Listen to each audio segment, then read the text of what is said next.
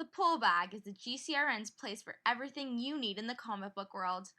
We focus on new and current comics while also tackling a few back issues here and there. So join the entire GCRN crew and see what issues the hosts have with today's panels. You can find the Pull Bag on iTunes and geekcastradio.com. Make your great escape into comics.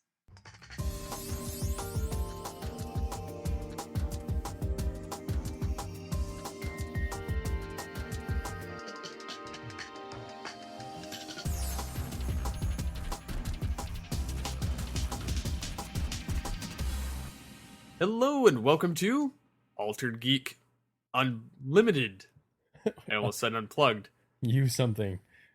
Yes, something a little bit new. Just slight title change. It just seems to be more flowing. I'm your host, Steve Megatron Phillips. Joined with Michael Powers, host of Off the Cuff for Geekcast Radio. Yep. And we've had quite a bit of feedback since last week. Oh, yes. And it's been good feedback, too.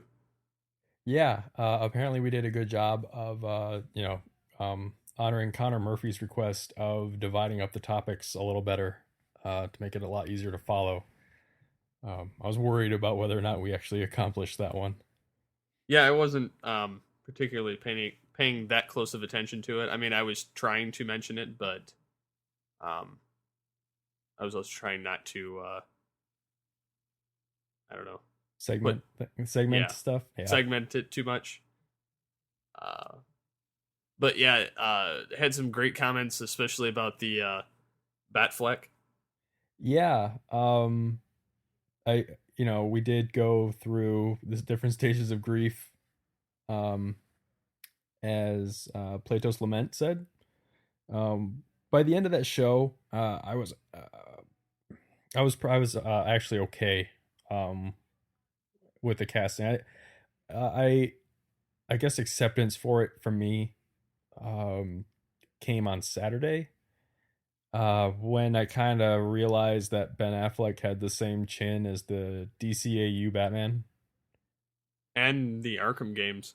Yeah, so I was just kind of like, all right, cool, fine. It also prompted the wife and I to rent Argo and The Town. We've only watched Argo, and surprisingly, my wife actually enjoyed Argo as well. I enjoyed it. I was just kind of surprised she did, because she usually doesn't like the slow talking espionage movies. Yeah, my wife doesn't either. But Affleck managed to make it gripping enough that she was actually entertained by it. So obviously he's not directing the Batman Superman movie, but I saw shades of he's got a beard in Argo, right? So I kind of saw shades of the run down, worn out Bruce Wayne, if you will.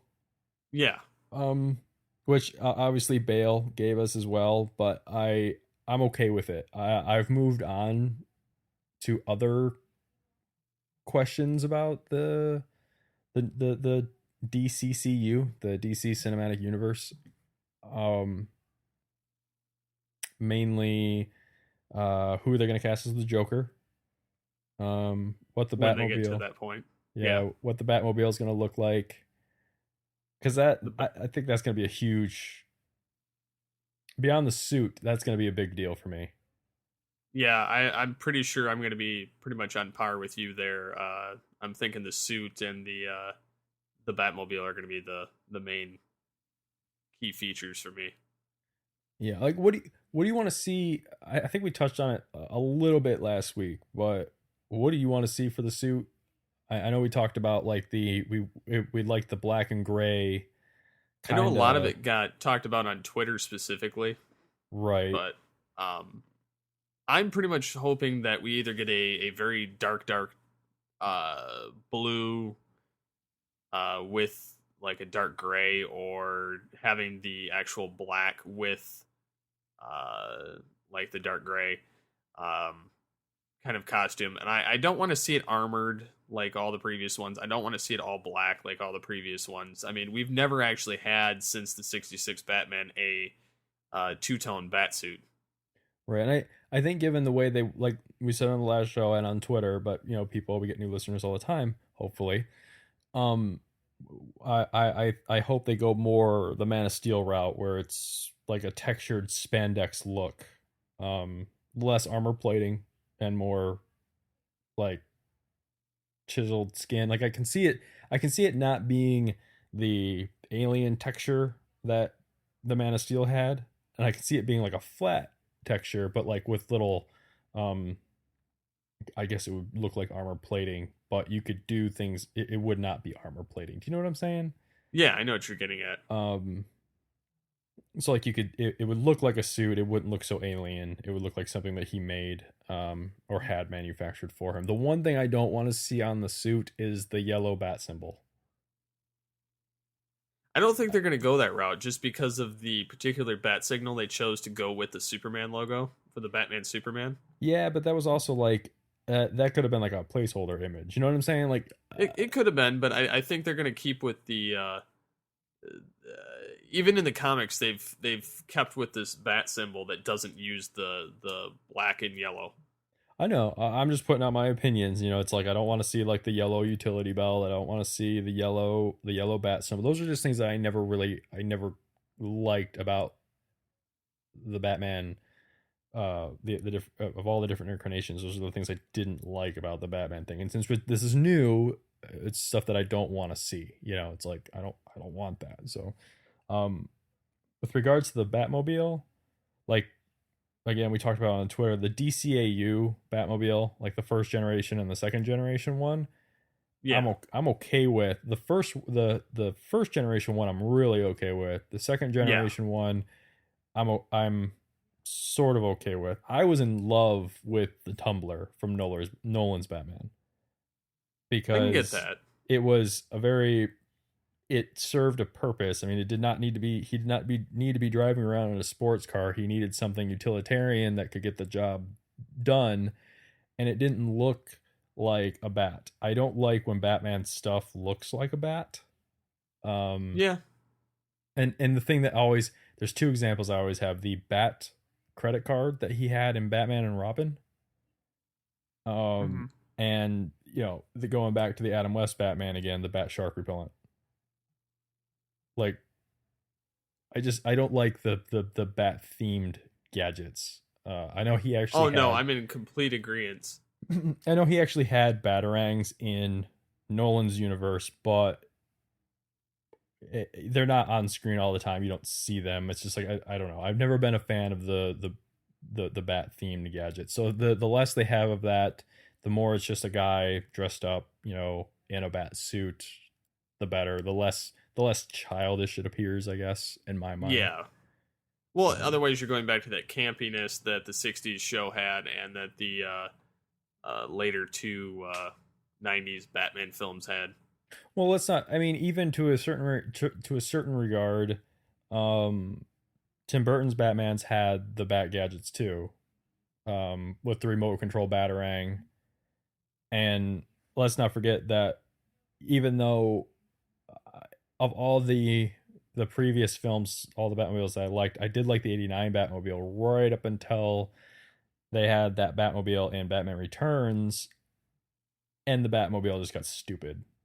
Where they split it into a bat pod. Yeah, it was like it became the bat pod, and then like it had that lift in it. It's like, that's not.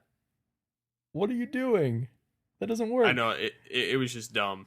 Yeah, so I mean, but again, all this stuff is like 20 years ago.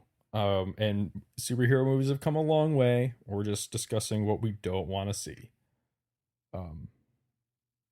Now, have you seen the Bryan Cranston rumor? Like anywhere else except for that one site?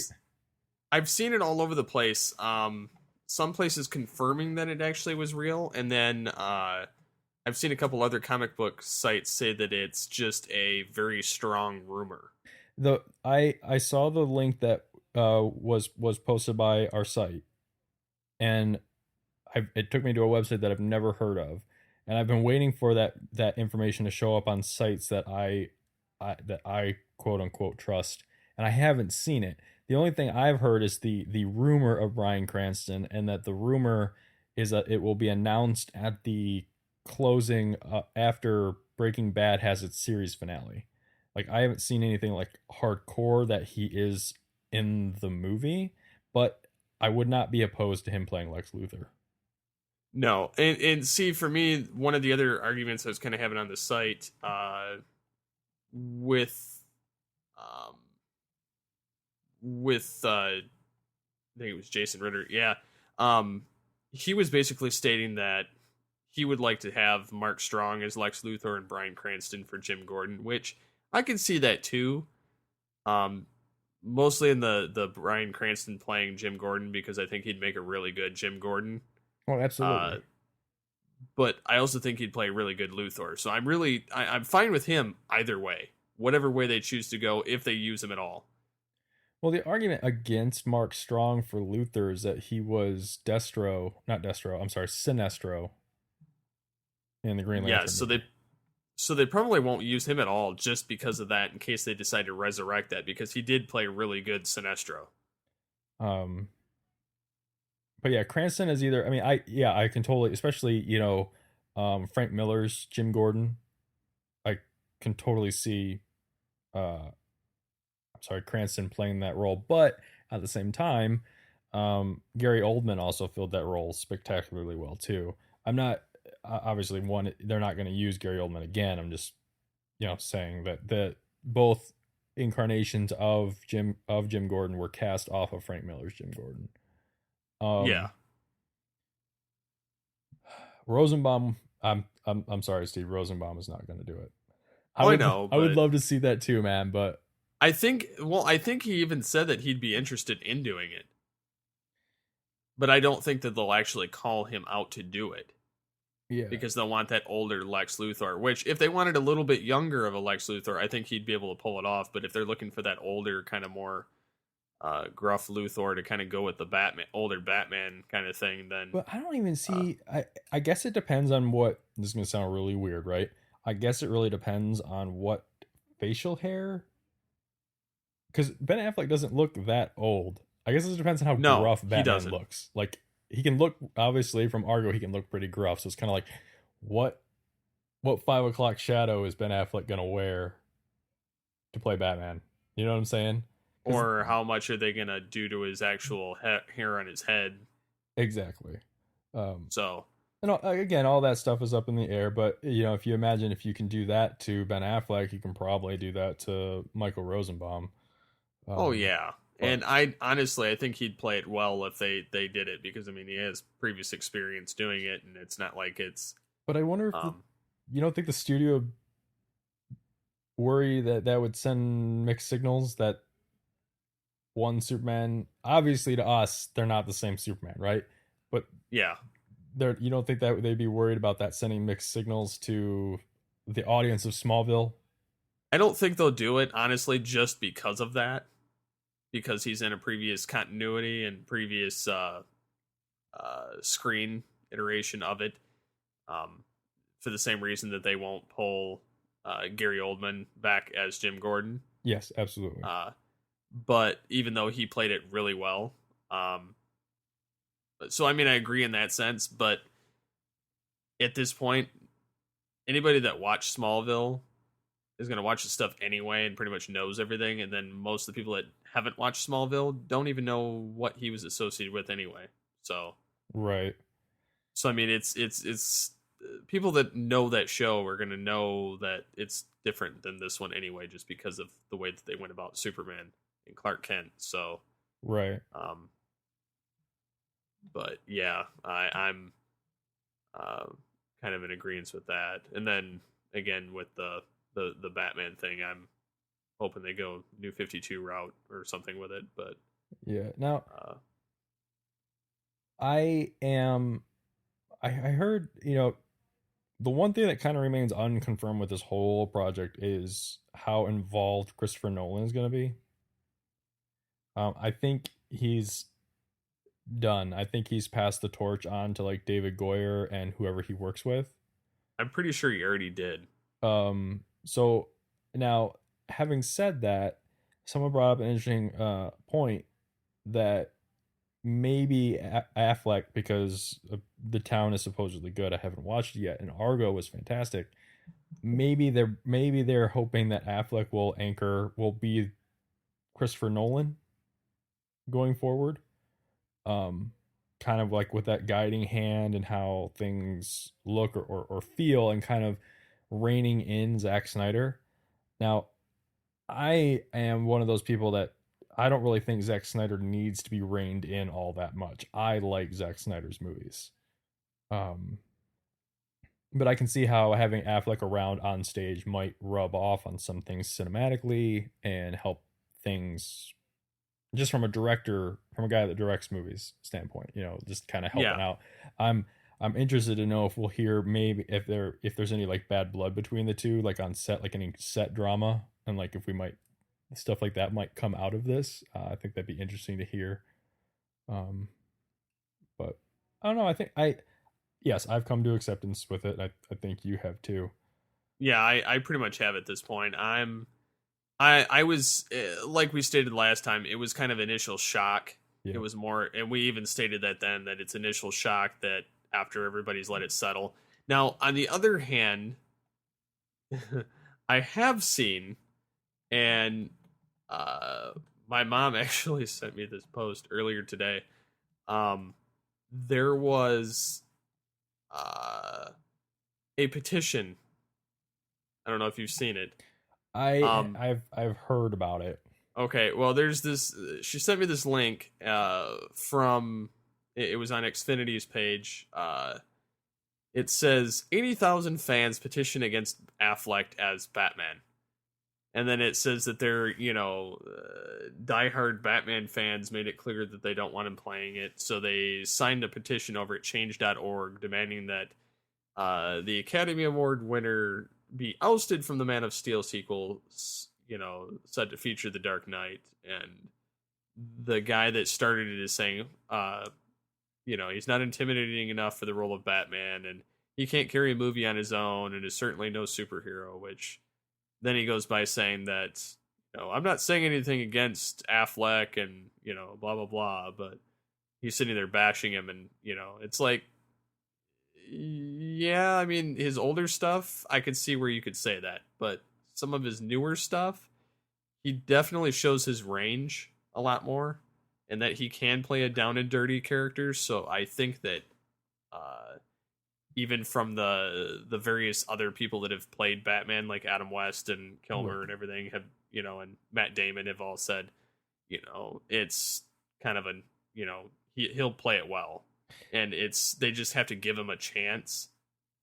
Yeah, I mean, like one of the interesting tweets I saw about it, in the fallout from this was, let's judge you on something that you did 10 years ago. Yeah, I mean, I even know how the judging 10 years ago thing works, because I had my financial aid kicked back at college because something I screwed up my grades 10 years ago, and they're like, oh, it doesn't matter. Even though you didn't have financial aid 10 years ago, it's like, we're going to take it away from you until you can prove otherwise. And it's like, so, I was, 10 years younger at that time. I was a dumbass. It's like, kind of, you do what you do at that time, and then now you're more mature and, can handle things. So it's I don't have any ill will against Affleck. I again say it was a shock, but I could definitely see him playing Bruce Wayne Batman at this point. And honestly, there's nothing that the fans are going to be able to do to change Warner Brothers' mind. It's like Disney, when they kind of set a goal in mind, they don't give a shit what you have to say.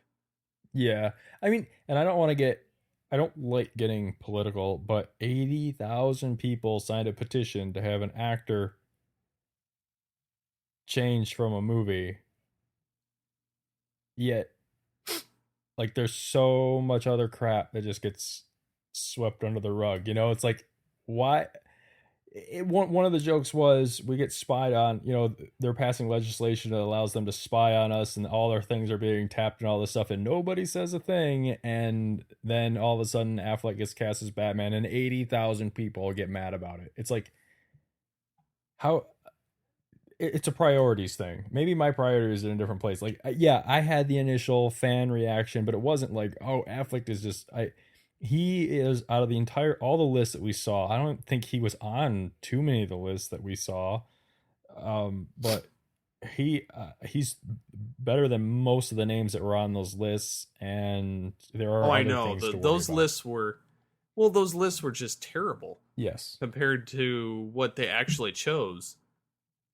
And I mean, it's just some of them are so stupid. Like I've seen a lot of like the memes going around. Like they took, the Batman and Robin movie, and then they kind of dubbed the Matt Damon on Nightwing kind of thing, and Ben Affleck in there. And then I've seen the Duck one, and then there's one that they have of the Joker. Can't find it at the moment, but it's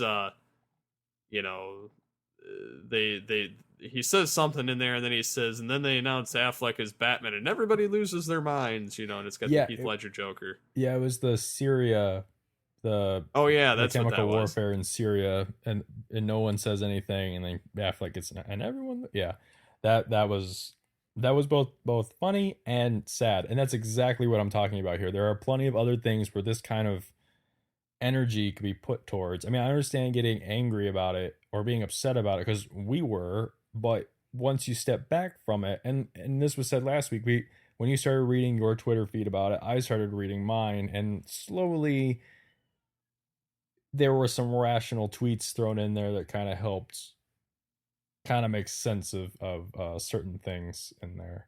Well, and I did notice that the day after we did all this, everybody seemed to kind of mellow out, and then all the sites started coming up with like the top 10 reasons why Ben Affleck would be a good Batman. Yeah, and again, but that goes back to the news for it having been announced 30 minutes before we sat down to record, which was when nobody, like, ours was literally, we had just heard it.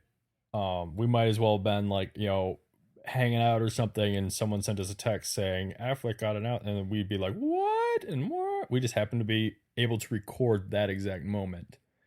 Yeah, so I mean, it was definitely initial thoughts. Like I said, I don't have a problem with Affleck. Affleck to me is kind of like the way I feel about Leonardo DiCaprio, where I don't have a problem with his movies. I like his movies. I like his acting. He's just not the reason I go to a movie. Yeah.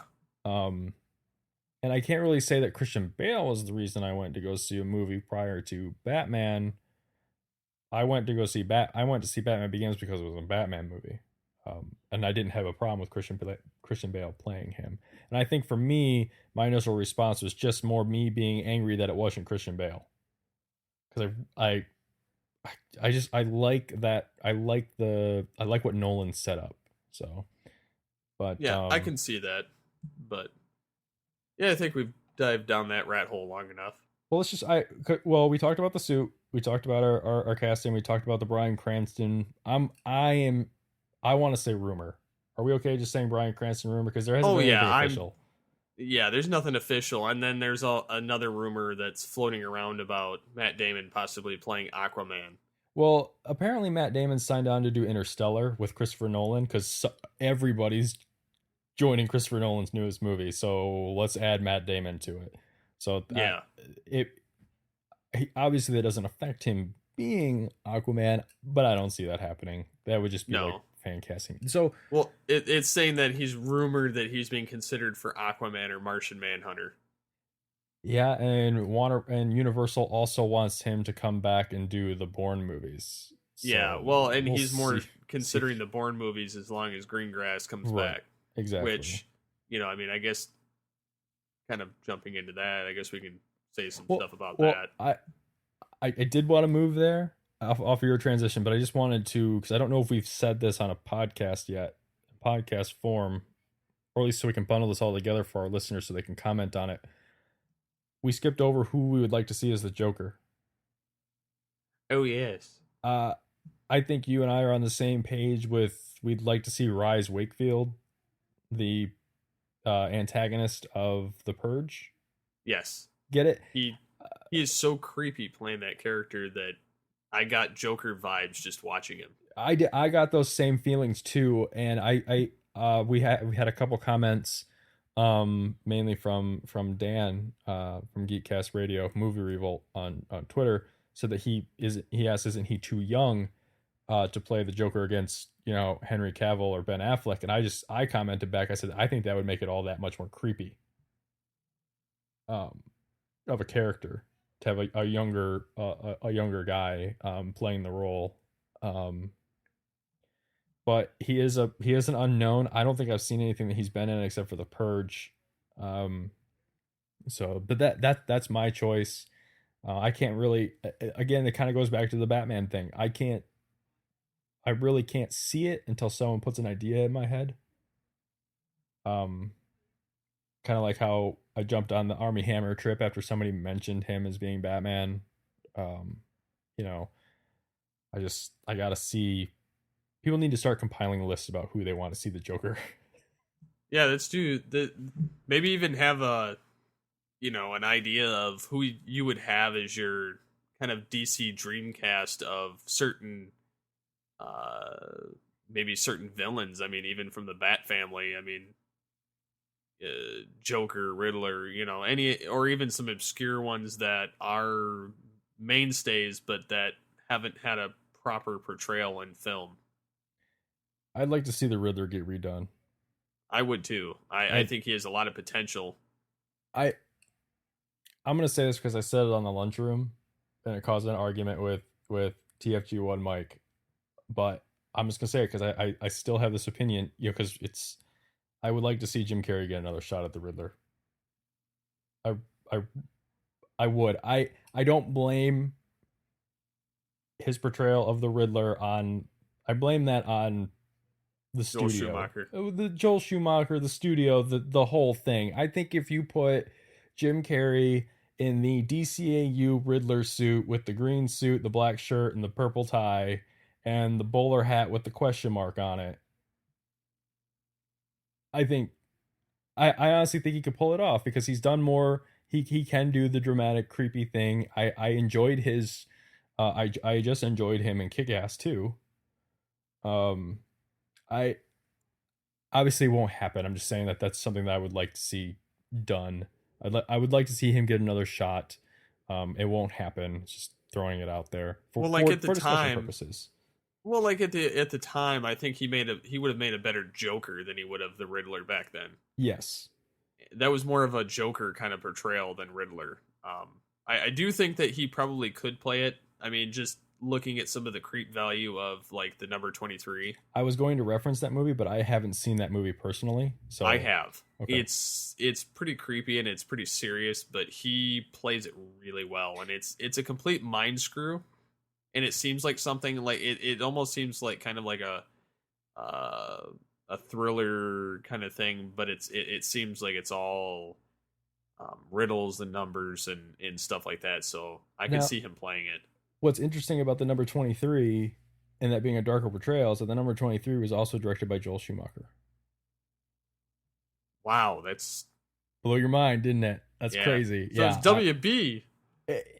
I if you read some of that stuff, if you read like certain interviews with certain people, it comes down to they wanted to make toys. Yeah, so they wanted to make it complete kid crap. Yep. And then it got spun into, we're just going after a different era of Batman, and then it was whatever. It's all crap. But yeah, the DCCU is being rebuilt. You've got Henry Cavill playing Superman. You've got Ben Affleck as Batman, are the only two main characters we've got cast right now. Ben Affleck is supposedly, this is another rumor, signed to 13 appearances as Batman, which they did to him what I thought they should have done to Christian Bale, which was just sign him to do cameos.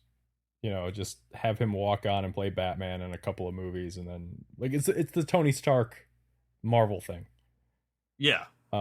So why don't you guys let us know who we just did the Wonder Woman thing because we were talking about Batman, and Wonder Woman hasn't gotten a movie yet, and a lot of people feel that's a tragedy.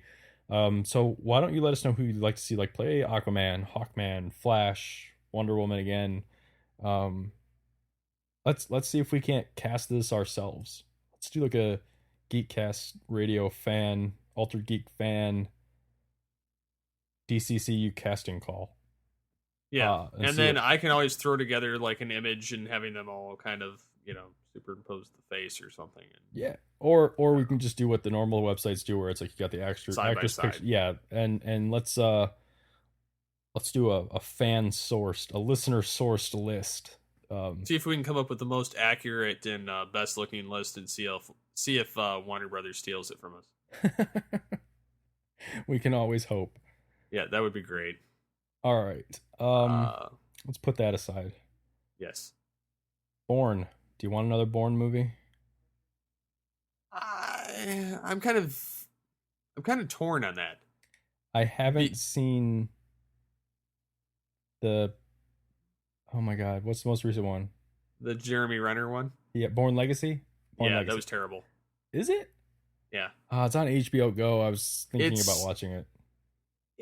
I mean, and it's not even his fault. I mean, they were still trying to. It's like they were trying to tie it back into Jason Bourne to some extent. Doesn't it take place at the same time as one of the other movies? Yeah, like the third one or something. I think so. Okay.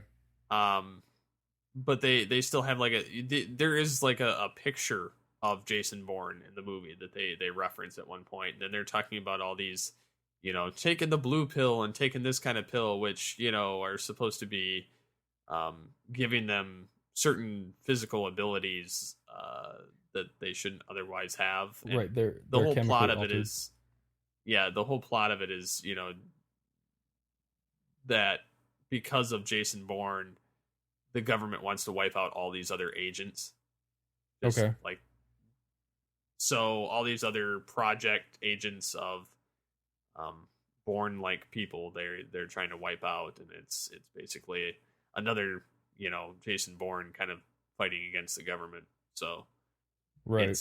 It seems like a lot of it's rehashed, and then a lot of it's kind of like half-baked, and they're trying to play off the success of Bourne to make it something, and it's not.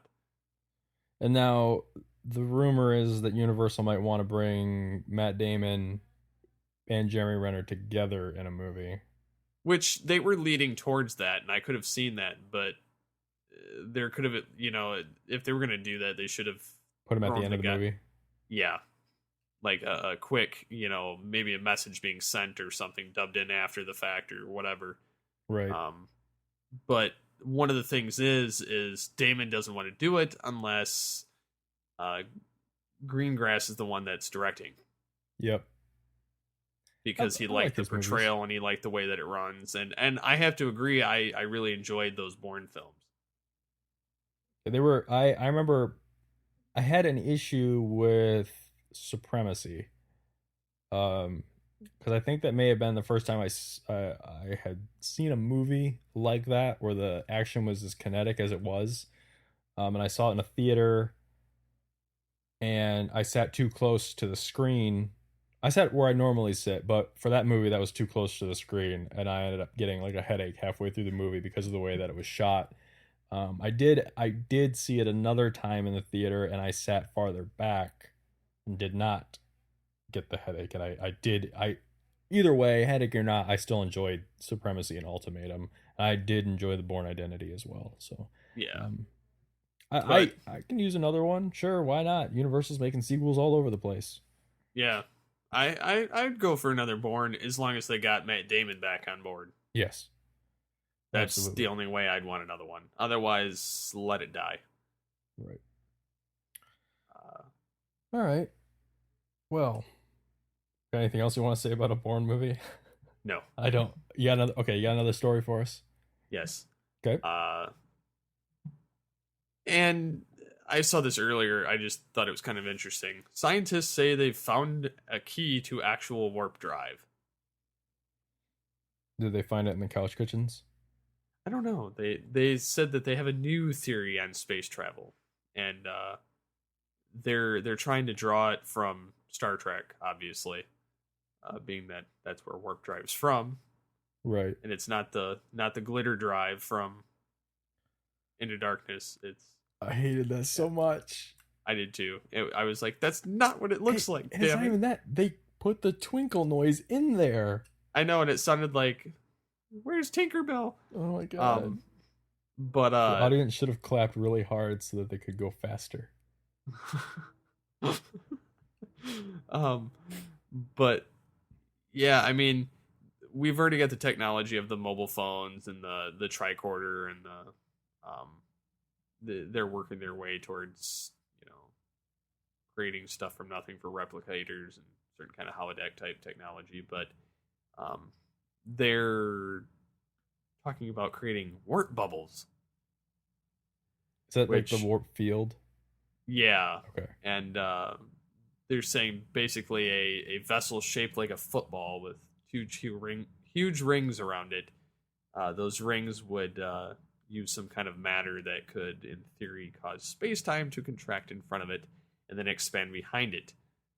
Antimatter with dilithium crystals? I don't know how they would even do this. I'm sorry. But it sounds so far-fetched, and I don't think that's anything we'll ever see in our lifetime. But I love that there are people working on this. Oh, I love the fact that people are trying. I mean, that's great. Personally, I'd rather see a transporter at this point in time. Oh, man. Except for the fact that, there'd be people getting mutilated all the time because, like, that guy pissed me off at work. Let's fuck up the transporter for him today. You know what? I remember when I was a kid, back when Discovery showed real television, educational television, they had a show called Beyond 2000. I think I heard of that. Okay. I could be way wrong here. I'm not going to go try and track down the episode. But I remember at the tail end of one of their episodes, they were talking about transporters. And they were talking about in a building somewhere, some guys had moved a nail. Like using a teleportation technology from like one end of the building to the other. They moved a nail, like a small inanimate object. Now, this may not have been Beyond 2000. I could be completely out of my mind. I haven't heard anything about it since anywhere. And it just seems like if something that big had happened, like it would be like a bigger thing. But like I said, I haven't bothered to look into it. So I don't even know if it's true or if it was just like, or it could have been because of how old I was. I could have missed the this event is dramatized for television or something like that. Yeah. But I don't quite know. And I haven't seen a Beyond 2000 episode recently because Discovery doesn't play those types of shows anymore. But I vaguely remember something like that. But I don't know if it was that kind of show where it was like fact-based or if it was more like just like these are hypothetical theories that may never happen or something like that. I don't remember if it was like a Modern Marvels, but for future stuff, or if it was like future stuff, completely science fiction stuff. So, but I would like to see some form of teleportation, even if it's just the ability to fax inanimate objects. That would be cool. So, I know that they did create invisible aluminum. Okay. Like they did in Star Trek IV: The Voyage Home. They've managed to make aluminum invisible. It's still solid, but they've managed to do the molecules to the point where they can make it completely transparent. I was gonna say, wouldn't invisible aluminum just be clear aluminum? I'm not saying it's not a cool feat. I'm like, why would you call it invisible? Why wouldn't you just call it clear aluminum? Yeah, I mean, it's like in Star Trek IV: The Voyage Home, where they make the aluminum glass. Yeah, and it's super strong or whatever. But anyways, they managed to do it for I think 10 seconds before it disintegrated. And they never did it again. I was like, I don't know. I don't even know how they constructed it. It was like somewhere over in like Germany or something like that. I was like, of course, it's still cool. Yeah. Let's build invisible walls so people. You have to get drunk to make invisible aluminum. That would be funny. Now the question is, did it ever exist in the first place? I saw it on a lot of different sites. I mean, it wasn't on just general geek sites. It was on, I think I saw it on some other stuff. But then I never heard from it again. It was around the time of the Hadron Collider and all that stuff. So, yeah, I'd like to see like a holodeck type technology transporter. I mean, warp drive would be cool, but I really don't see that. The holodeck stuff. Have you heard of this Oculus Rift? This new virtual reality. Put the goggles on. No. It's new. It started out as a Kickstarter project. It's called Oculus Rift. They just came out with the Oculus Rift HD, which puts two 1080p screens in front of your eyes. I really want to play with one. So far, certain developers have patched it into like Wolfenstein, Doom. Oh wow. I think Half-Life has a mod for it. And games and like first-person shooters, and it's the VR headset that we all wanted in the 90s. Oh yeah, where you turn your head, and that's how you move the camera for the game by turning your head. Now, there are no accompanying gloves where your hands show up in front of you. You still use a mouse and keyboard or a controller to interact with the world, but the camera is controlled by you actually moving your head. That's cool. It's kind of neat. With the next gen consoles coming, people have asked if they will have support for Oculus Rift at some point. All that, I don't know if Microsoft has said anything. All that Sony has said is that they have Oculus Rift dev kits. So while it's right now it's a PC only thing, and it's not even out for the public yet, but right now it's a PC only thing, but it could eventually come to consoles. I'm interested to see how much it costs, because I don't know. I think it'd be really interesting to try something like that out, considering I've never had an experience like that beyond, the Virtual Boy. But who remembers the Virtual Boy? Yeah, I barely remember that. So, but that goes back to the holodeck thing. You start there, I guess, and I guess there was another company that started a side. It's not by the Oculus guys, but they started another thing that kind of goes along with the Oculus Rift. It's kind of like a 360-degree treadmill. And it works with the Oculus Rift. So you stand in the middle of this thing and you just start walking wearing the Oculus Rift, and your steps translate into movement in the game.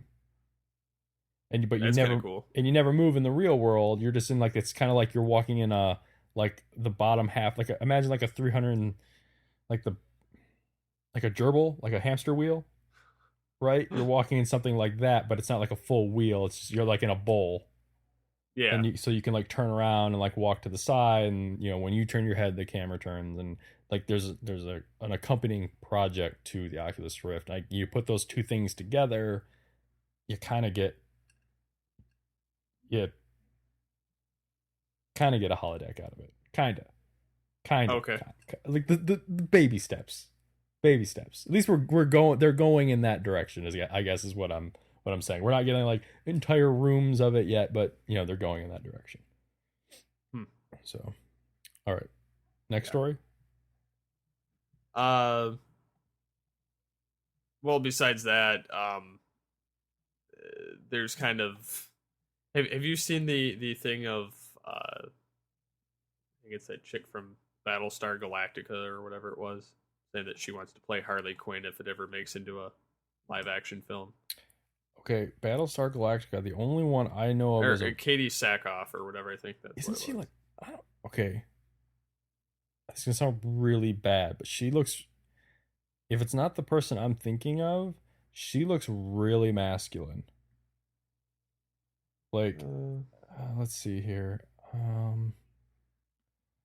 I think she's the one that's in Riddick. Yes. I don't know. Yeah, I haven't seen. Yeah, she's in the new Riddick movie. I couldn't. Oh yeah, she is. I mean, I can kind of see that, but not really. I don't know. Like, it depends on certain images. Like certain ones she looks too doodly, and then other ones she doesn't. I don't know. Obviously, revisit it if she's ever cast. I'm just not seeing it right now. Yeah, I don't. I know. I made a joke with Movie Revolt about. I don't even know if I really want to say this on here, but Miley Cyrus getting the Harley Quinn role just because she's crazy. Just because she's crazy. Just on the grounds that she's crazy. That's it. Not because I think she'd actually be good at it, but just on the grounds that she's crazy. And then Dan brought up the fact that, you know, it could happen a couple years from now and they turn it into a musical. Oh, that would destroy it. So, anyways, yeah, enough about that. Yeah. Oh man. What's the other thing? Oh, did you know that it's 20 years since the Power Rangers originally debuted? I was not a Power Rangers guy, but my sister's boyfriend has been watching Power Rangers. Ryan Cox on Twitter has been talking about Power Rangers. You guys have been talking about Power Rangers. I remember enjoying the White and the Green Ranger. Yep. I've been toying with the idea of watching it because I never watched it religiously as a kid. Like that just wasn't my. I think I was one of those people that was just like, it's Voltron, and never bothered with it. I mean, I like the. I get that it's not. I don't need to be jumped on about it. You know how they're different. I did like playing with the toys because the neighbors up the street had all the toys. Like I did like playing with all that stuff, and but I did, yeah. So I did know because I was informed by followers of Geekcast Radio. I did not personally know that because I'm not a fan. So. Yeah, I only knew that because Mike's been posting it all over today. And I've seen it all over all the Power Rangers stuff. My experience with Power Rangers is I watched it kind of off and on through the Mighty Morphin era, which is the original. Partially through Zeo, and then I was like, the hell with this, I'm done. And just recently, because of the From the Command Center podcast, also on geekcastradio.com, they kind of go episode by episode at covering one whole series every time, like, the cast and name changes of the show. Because it really started changing names every season when Disney owned it for a little bit. Toys. But they're all based off of the Japanese Super Sentai. Yeah. Stuff, which I knew too, but to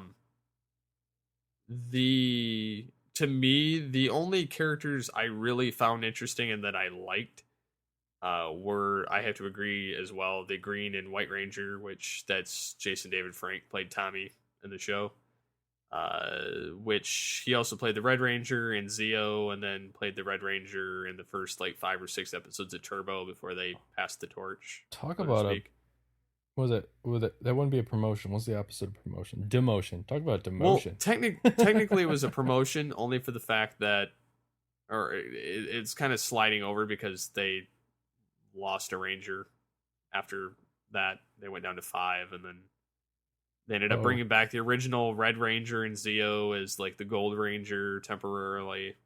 So it was kind of weird, but there's also a pretty cool episode in there that's called Forever Red, and it has every Red Ranger. My again, sister's boyfriend told me about that episode. It's pretty good. They have Tommy again in that, and he brings all the current Red Rangers to that point in the series, including the original, and he's the Zeo Red, so that's why he's there. And they fight Serpentera, and you've got rejects from Big Bad Beetleborgs and some other Saban shows, and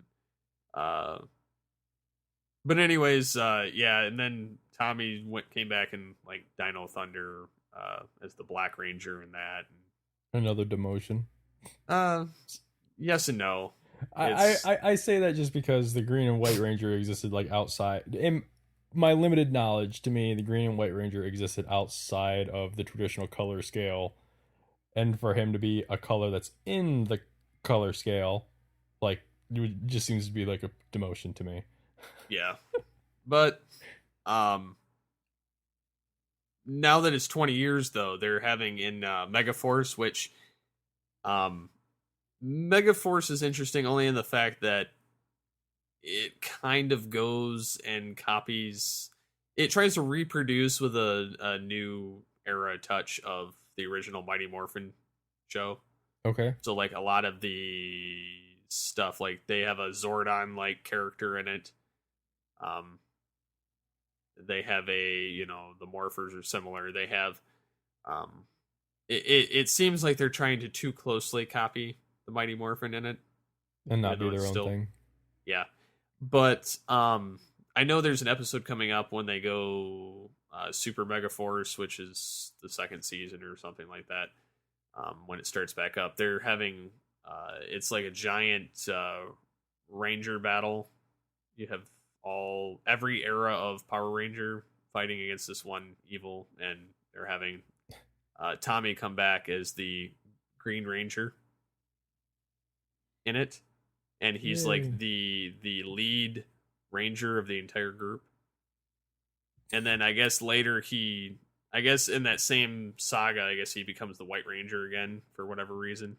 So why not? There's like him in both. I mean, they've already, like they're the Adam that played the Black Ranger and Mighty Morphin for a little bit there. He was in numerous series and came back off and on in that suit. So why not? But yeah, they're talking about making a Green Ranger movie, like on its own, like Saban and the guy that played the Green Ranger. How many movies have there been? 1, 2? Two. One was Mighty Morphin Power Rangers the movie, which is really good just because it had the White Ranger. And then they had Turbo, a Power Rangers movie, which is like in between Zeo and Turbo. But that wasn't theatrical, was it? No. Okay. I remember liking the Power Rangers the movie because the Zords weren't, props. They were computer generated for the most part, weren't they? Weren't they computer generated? Yeah, a lot of it was computer generated, and they actually upgraded all the suits. They were more like body armor instead of spandex. Yeah, was that that was after they got new animals, right? No, I think that was before, because technically that movie stands outside of continuity, but technically it doesn't. They had him do Ninjor in the TV show, whereas they had to go to some other planet in this. Okay. It's technically out of continuity, but it technically explains the same crap. But all of the stuff in that film they had to create from scratch because they didn't have access to the original Japanese suits. I did like everything about that. I like the way the suits looked. I like the Zords. I tried watching it on Netflix like a year ago or so, and I just it didn't do the same thing for me that it did, a long time ago. I'm one of those weird people. I don't have nostalgia for a lot of things. I'm one of those geeks that I am like nostalgia less. Like, I'm not. I mean, I played with the Turtles. I played with Transformers, He-Man, Thundercats, all that stuff, and I'm not. I have no. All that stuff is getting turned around and like remade, rebooted for like now. And I'm just like, I have no nostalgia, like anger over stuff being rebooted now. Maybe it's just because I would like to see that stuff now. Like, that could be.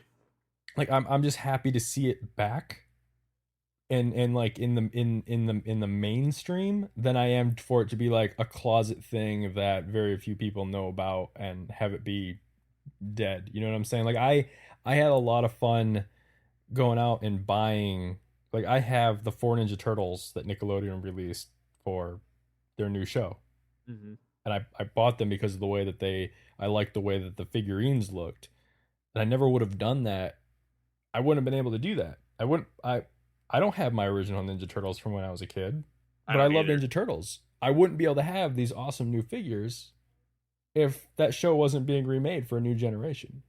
Yeah. You know, like I feel like with all this stuff being remade and stuff, it's like it's kind of like I get to, now that I'm an adult and I have disposable income to a certain degree, I feel like all this stuff coming back around now gives me a second chance to collect and cherish the stuff that I either destroyed as a child or was sold at a garage sale for something else. You know what I'm saying? Yeah. So I don't have that. I don't get, like, I'm not angry about the way that Michael Bay, what he did to Transformers, because at the end of the day, Transformers is a lot about the toys, and the toy that where they're really did. I don't think the toys were as bad as the movie. I mean, from the collection that my friend has of like the different Transformers figures, some of them are pretty damn cool now. Yeah, some of them. And it's like you wouldn't get that if, you know what I'm saying? Like you wouldn't get it if they didn't remake this stuff. For better or you know, as bad as the movies may or may not be in certain people's opinions, I just feel like you wouldn't get that. And it's just nice. I mean, I like that stuff when I was a kid, and you know, so I'm like, oh, I liked it as a kid. I'll watch it now. I like Thundercats. I like the remake of Thundercats. I didn't like the whiskers. Shucks. No, just yeah. So Snarf. Personally, I would like to see a remake of Dino Riders. They need to bring that back. You know what Dino Riders is, right? Please say you do. Otherwise, I'm gonna feel really old. I gotta look it up. I just to verify I know what I'm thinking of. There's like a whole series, like Dino Riders. There's Sky Commanders. Sky Commandos, Centurions. I would love if Centurions came back. I remember Centurions. I had all of those. I had the mom, like I had the mom that like absolutely like loved me and would like camp out at Toys R Us waiting for shipments to come in. And she actually worked at Toys R Us, so she would go through all the boxes and pull all the stuff aside to purchase and bring home for me. So nice. I was the firstborn spoiled ass son that everyone knows about. Nice. And it would be nice to have, like, I liked my Silverhawks action figures when I was a kid. It'd be awesome if they brought those things back. You know, even if it was even if the show was stupid. If it brought kind of like Thundercats? Yeah, but if it gave me like something to collect, you know, like, because I don't have that stuff anymore, and I'm not willing to pay the collector's fee for the 5 figures from Silverhawks. Oh no. But did you find it? Did you find Dino Riders? Yeah, I found it. I'm not familiar with that. Okay. I thought it was a different show. Yeah. Well, when I was a kid, I had all the figures for it, because it was a toy line. But what I didn't know at the time is that the cartoon was like only 13 episodes long and was designed towards selling the toys. Nice. And they were made by Tyco, so like you'd get like a cassette and it would have 2 episodes on it, and in the middle of it there would be a commercial for the toys. So, and I remember watching all. Yeah, whatever. I'm nostalgia tripping right now, but I don't have that nostalgia bone that a lot of geeks seem to do, or that you know, some of the other hosts on Geekcast Radio seem to have for stuff. I mean, I like that stuff when I was a kid, but it doesn't resonate with me now, and I find it really hard to watch some of that stuff. Maybe that's something we can talk about on a future show, like what on a future show, like what series did you really enjoy as a kid, but now you really can't, you know, it's not as good as you thought it was when you were a kid. You know what I'm saying? Like it's one of those ones that you pass out when you watch it now because you think that you thought it was good, but now you realize how dumb you were as a child. Yeah. So Maybe we could talk about that on a future episode. Yeah, I thought you were talking Dino Saucers. That's what. Oh, I remember that show too. That show is good. That's the one where they were anthropomorphized, right? And they had the suit. Yep. Okay. Yep. I guess that's another question we can ask the listeners if they've got any shows or stuff that they nostalgia trip very hard for when they were a kid, but now they can't stand it. Why don't you share some of that? I mean, one of the nice things about doing this show is that we can kind of talk about this stuff and then ask a question, and then if we get feedback on it, then we can talk about it some more. Yeah. So it makes it nice because it's something you guys want to. You're telling us what you want to. Hear about. Now, like myself, there's numerous shows I can't really watch anymore. Like the original G.I. Joe, I really like it, but something about it just kind of, I'm like, this is kind of 80s. It's just not very good. And then same thing with Transformers Generation 1. I can watch it within reason. There's certain episodes, but pretty much all I watch it for anymore is just the 86 movie, because the rest of it puts me to sleep. Yeah, I mean, I didn't want to get I didn't want to go down that road in this episode, so we'll just leave that at that. If people want us to talk about this, that we can. I agree with you about Transformers, and I agree with you about G.I. Joe. However, G.I. Joe, I can watch the movie with Serpentor. Yeah, where Cobra Commander gets turned into a snake. Yes, I like that. I like that because I like the character of Serpentor. I like Cobra Commander. I'm sad he gets turned into a snake. But that movie is weird because there's like aliens and they said that was like blasphemy to the G.I. Joe universe, and that's also why Duke didn't die at the end, is because they're like, oh shit, we screwed up with Optimus Prime, let's fix it. But like he's in a coma. But like Transformers, I tried, because everyone was in a tizzy about the movies. All the hardcore fans, the internet exploded. Oh, it's crap. It's this, that. I like the first Transformers. I don't like the second one. I think, sure, Devastator. Is that it? Yeah, the one with Robo-Balls. Yeah, okay, that was dumb. I will hands down admit that was dumb. The twins, and then the railgun. The railgun was cool. No, I'm saying the railgun, he just all of a sudden calls in this railgun to take down the Transformer. Okay. He says, I'm right below its scrotum. Yes, okay, yeah. The whole scene is dumb, especially given the character that they were framing up in there, right? But for me, the most annoying part of that movie is the twins. Yeah. I think that there needs to be a collector's edition of that movie where the twins are voiced by Martin Lawrence and Will Smith.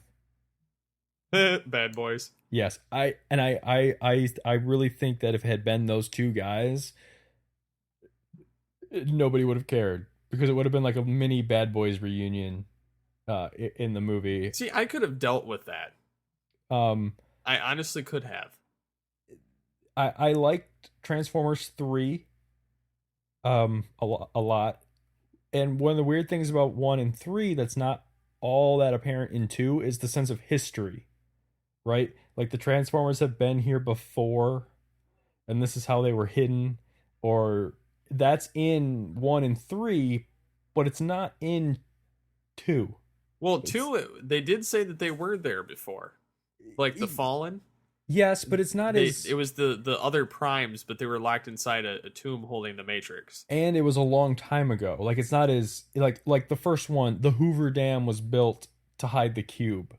Right? Yeah. Like the alternate history. The reason we went to the moon was because one of the Transformers ships crashed on the moon. Like in the second one, it's just they were here before, and there was no rhyme or reason.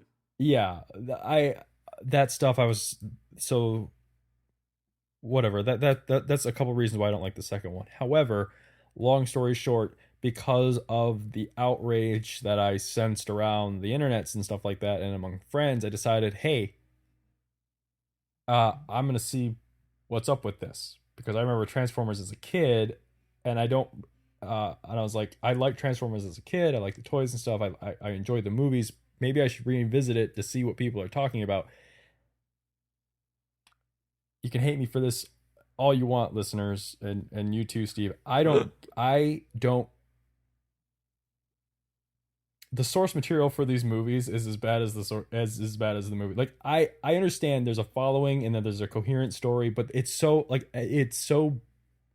there isn't anything there. Like it's robots fighting over energy cubes at the end of the day.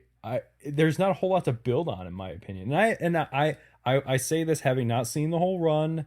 So any Transformers show I've watched is Beast Wars, which I do like, and Transformers Prime, which I also like. But there's just not a whole lot there to make, an amazing movie out of.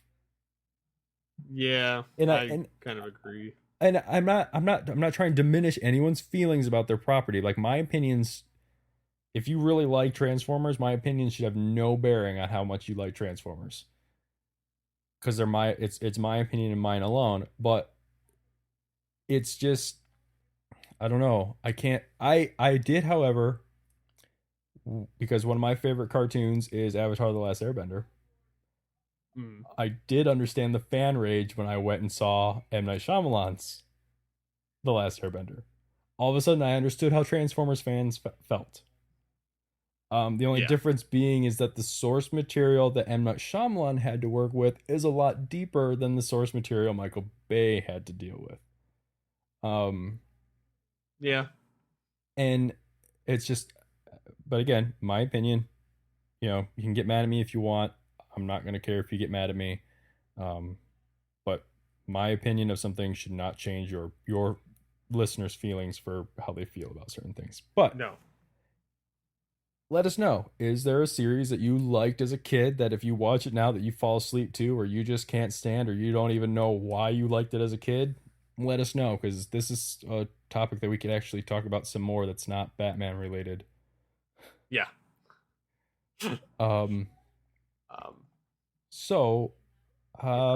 I guess we should talk about, to kind of keep it light just before we ended, the favorite snack question that we asked. Awesome. I was just going to go there to close this out. Yes, last week we asked what your favorite junk food or snack food was, regardless of, if it was for movies or whatnot. Did we get, if we did, I didn't bookmark it. Did we get anything from Ryan? I don't know. I know he got, it might have gotten buried under all the Batman talk on Twitter. It's possible it got buried. However, Jason Ritter on the website told us that one of his favorite snack is Cheez-Its. I do like Cheez-Its. I think it's Cheese Nips that are the knockoff. Yeah, they are. I'm not big on the Cheese Nips, but I do like the Cheez-Its. TFG1 Mike, co-founder of Geekcast Radio, says that he used to like Pringles until they changed the recipe. Ever since 2000, they taste very different than what he remembers in the early 90s. And that he loves Lay's stacks now. I do like, first of all, I'm a big potato chip guy. Yep. I love potato chips. I like to think I'm a potato chip connoisseur. That said, maybe the transition for Pringles to me, because I didn't eat them regularly, they've always kind of been the same to me. I'm not saying that they didn't change the recipe or whatever, but they've always had they've always similar kind of been the taste. Same. Yes. The stacks I do like, but I prefer the Pringles over the stacks just because they're Pringles. He also goes on to say that he likes the Ben and Jerry pint ice cream, the everything but and strawberry cheesecake flavors. I do like Ben and Jerry's. I have a pint of ice cream sitting in my freezer that I bought like 3 weeks ago to eat that I haven't even touched. Nice. And let's see, he also likes Cheez-Its and the white chocolate Reese's cups. I don't know if I've had the white chocolate, but I do like Reese's peanut butter. Does anyone know, do you know if the Reese's peanut butter that you can buy like in the jar for like sandwiches actually tastes like Reese's peanut butter? Because that just seems like it'd be death. I don't know. I could probably ask my wife. I'm sure I'm gonna get crap for this. I don't like peanut butter. No. What? At all. No. The smell of it drives me nuts. Man, I love crunchy peanut butter. I don't like crunchy peanut butter. Creamy peanut butter. I love creamy peanut butter. I love putting peanut butter on just bread and folding it over in half, like a little peanut butter filled bread treat. Oh, I love peanut butter. I'm a big fan of Jif. I like Jif peanut butter. I don't know that I've ever really gone too far outside of the Jif stuff. I've never done the peanut butter and the jelly Smuckers where it's already pre-mixed. My wife said that's pretty bad. Is it? Okay. Yeah. I do, however, like the Smuckers pre-made peanut butter and jelly sandwiches. The Uncrustables. I do like those. Although that's not really a snack food. That's more like, the lunch food. But I eat it as a snack. Now, if any of the listeners know, is the Reese's peanut butter that you get in the jar for sandwiches, is it the same as like Reese's peanut butter cup peanut butter? Because I know people that like to eat peanut butter on a spoon. So that just seems like it would be like death. I don't know that I could stop eating a jar of Reese's peanut butter if it tasted like the peanut butter from the candy. So, Sean Alteria says that he likes goldfish. Who doesn't like goldfish? I don't know. I think everybody likes those. Now, I like the regular cheese goldfish. The classic. Yes, the classic ones. I'm not big on like the Parmesan. I might do like a bag of the pretzel ones every now and then. But it's weird. Goldfish never seem to last that long. Like, there's always like a lot in a bag, but then the bag is usually gone really quickly. For me, anyways. I love them. It's like eating Cheez-Its. They just disappear. Yeah, they do. It's crazy. You need to make longer lasting Cheez-Its and goldfish. Yeah, the everlasting. And then you got one more from Plato's Lament, saying that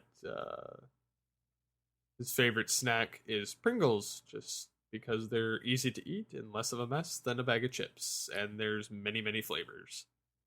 Yeah, a lot of crazy flavors. Although, then again, there are chicken and waffle Lays. So, I think Lays may have taken the throne back from Pringles. That's possible.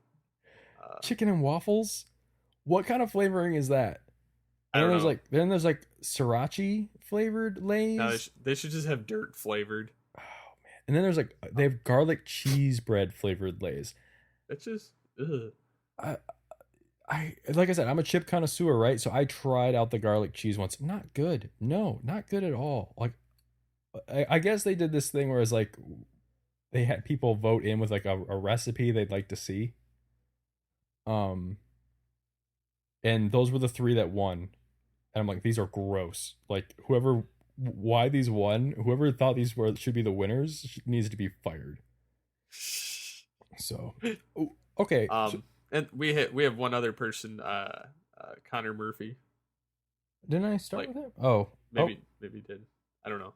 Oh yeah, combos. Yes, combos. Yeah, I do like combos too. I like the pretzel, the pretzel and cheese. Not a big fan of the cracker combos. Yeah, I like the regular ones. I do like cheese. I'm not big on the pizza so much as I am the cheese flavored ones. And yeah, they do have a funky smell to them. You can definitely smell them. I myself, I like, for my junk food snack drink, I like Coca-Cola.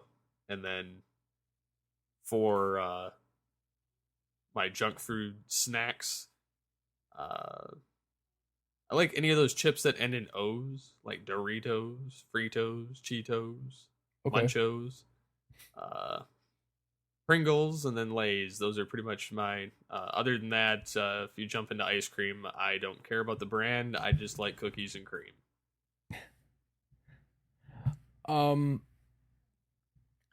Well, I like I said, chip connoisseur here. But I come back to Lay's too. I like my I've got two favorites right now. One is a classic. It's the sour cream and onion Lay's. Love those chips. However, I haven't been able to find them too many places outside of Kroger, and they have them in the natural food section. It's the Lay's natural chips. They're like the simply Lay's. They're like okay, so like the normal ingredients label for I'm sorry. Wow, just lost my train. The normal ingredient label for like a regular bag of Lay's chips, right, has like 20 different ingredients on it, right? Yeah. So you're not just getting chips. The Simply Lay's bag has 3 ingredients on it.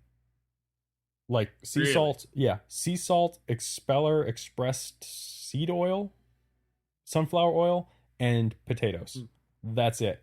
They're thick cut sea salt potato chips, Simply Lay's. They're amazing. They've got like the perfect crunch to them. I get a bag of them every Tuesday and Saturday when I go to work. And I eat the entire bag. Now, that sounds pretty bad to a lot of people, but I'm at work for 15 hours and 17 hours respectively. So it's not like I'm demolishing a bag in 2 hours. No, I'm demolishing a bag over, I don't know. Really like those. I do like my ice cream. Not that often though. I like ice cream with peanut butter in it. Like if I get a McFlurry, I get the Reese's McFlurry. Nice. Drink wise, I like Coke Zero, and I like Diet Code Red Mountain Dew. Those are my two favorites. So, all right. So, Steve, if they want to submit their roster for the DCCU, and if they want to let us know about the movie or the cartoons from their youth that they can't stand anymore, or just to tell us how we're doing, how do they do that? Well, you can contact us via Facebook by searching Geekcast Radio Network. You can go to Twitter and search at Geekcast Radio. You can also do the pound Altered Geek on Twitter, and we'll see it pop up in our list feed on there.